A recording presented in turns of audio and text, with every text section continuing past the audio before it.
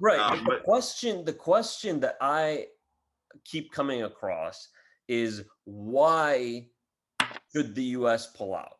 So here's the thing: you have a lot of people, I think, in Washington, in the foreign policy establishment. You have a lot of even local Afghans who are like against the American withdrawal. And so every time I think that even when Obama and Trump thought of pulling out, there was this resistance to the idea. But now that Biden has said no, I'm pulling out. This is an unwinnable war, and there's no point. We're not nation building. That's what the response he gave was. But I want to get into it a little deeper than that as to why the American presence has lasted so long and why there are a lot of people who don't want the American presence to end. And that yeah, is, I actually came across an interview that was given by a guy, American guy who's, I think he's former military intelligence and former CIA, and mm, he was in the military, and he had served in Iraq and Afghanistan. And so the question was just that, what I had just asked.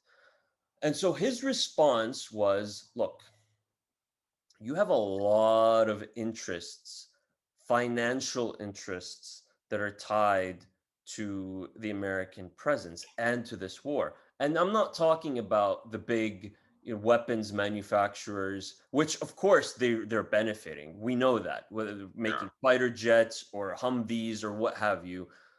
Uh, but you have a lot of smaller contractors yeah.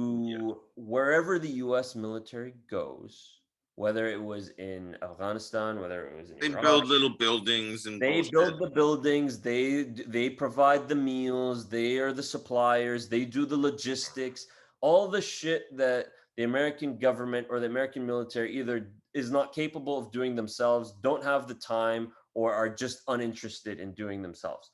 Or, and this is where the corruption is. I think this is the main reason, is because there are a lot of those people who are on Capitol Hill in Washington, connected to the military, or who are ex-military, who benefit from the military not doing these jobs, these Yeah, they tasks. private industry gets like Right. kickback, and then they'll contribute to senatorial, Exactly. So campaign.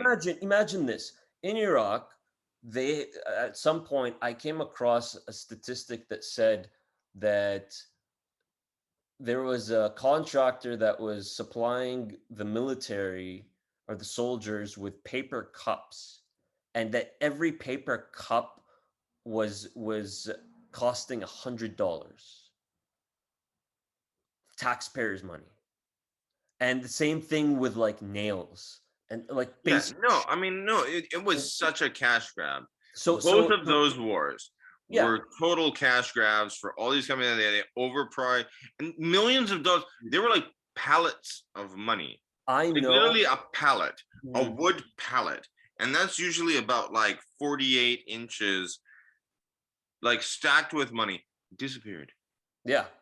I have a friend who used to live in Dubai, who he was working in the coffee industry, so he was like, this completely separate. He had nothing to do with this, Hmm. but he because there is an American military presence in Dubai, and because those a lot of those soldiers who go to Dubai end up going to Afghanistan or used to go to Iraq or still do. Hmm. Imagine this: because he was in the food and beverage industry, he would hear that there were American contractors that were providing food, like meals, daily meals for soldiers. They were like serving them fucking lobster.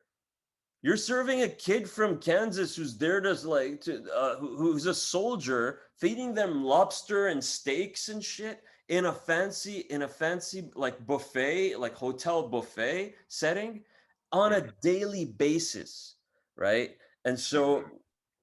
so the point is that you had a lot of people making a lot of money. And so if that withdrawal would happen, right? You were going to have a lot of people who are upset because the money would stop flowing.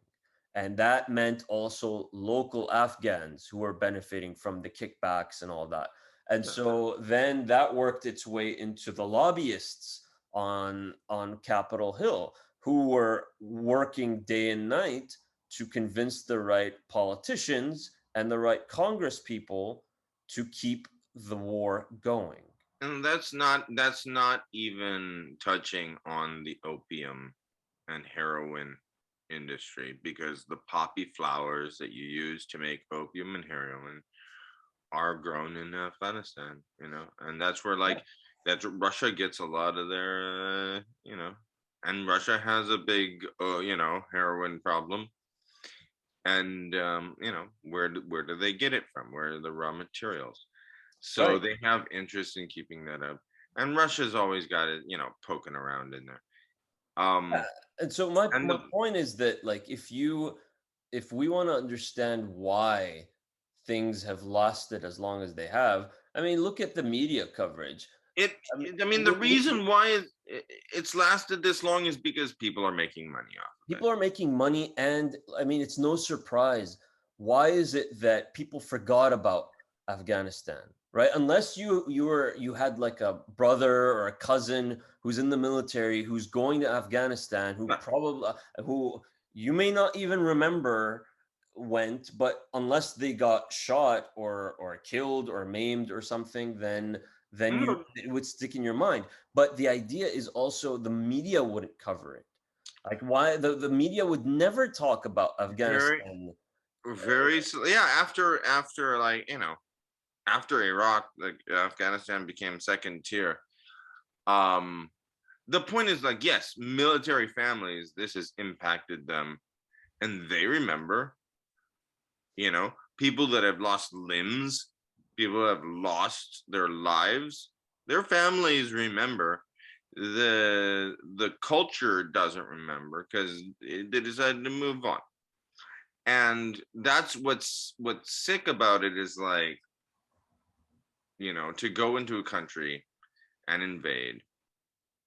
And frankly, if you wanted to nation build, if you wanted to, unseat the Taliban and nation build in Afghanistan, like, uh, the Iraq War was such a fucking bad move, which it was a bad move anyway. Like, it was ridiculous and pointless, and just caused millions of deaths, and didn't really achieve anything, except for, like, oh, we got Saddam, we didn't like him, he was a bad guy. But you know what I mean? Like, I mean, like, you can't, like, you start, this is what really is obnoxious about these wars, is like, you start these wars and they become never ending catastrophes for the people that live in these countries, and then you refuse to take responsibility for any of it, and be like, well, we can leave at any time.